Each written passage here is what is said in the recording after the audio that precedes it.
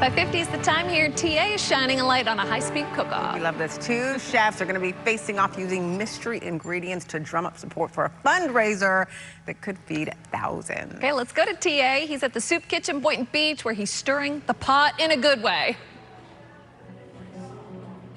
Yeah, it's going to be a lot of fun. It's called Savor the Hope of It, and these two menacing chefs, Chef Pete and Chef Dan, are going to create dishes on the fly this morning. Chef Pete, I want to give you shrimp. Yes. Good. Go shopping, go shopping. Okay. Chef Dan, I love sea bass. Can you do a good sea bass? Sea bass, no problem. Sea bass, so they're going to shop for their ingredients right here. So I'm going to say hi to all the volunteers. They've been packing their meals on meals this morning. And it's all these lovely ladies and Mel. Mel, I think you figured something out. I love it. I love it. That's why I bet you do. What does the Soup Kitchen do, Marlene? So we serve the population of Palm Beach County that are all needy, and no questions asked. But I want to say for today, come and give us a tour. Come and take a tour with us. Thank you very much. How many meals do you serve, hot meals a day?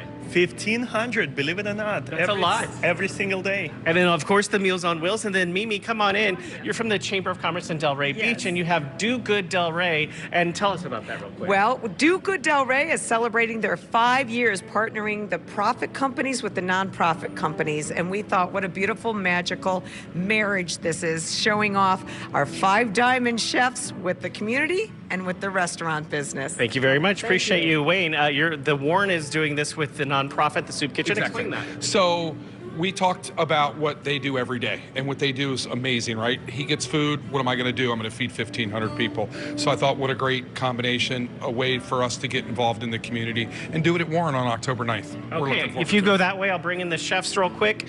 Chefs, come on in, and these are the dishes. Now, if you have something you want us to shine a light on, you can email me at shiningalight@WPTV.com. Now, Holly and Ashley, we have Chef Dan and we have Chef Pete here, and I asked Dan to make a sea bass. And Lynn, will you get your fork and get into the sea bass? This is my favorite food in the whole planet right here. Look at that. And then,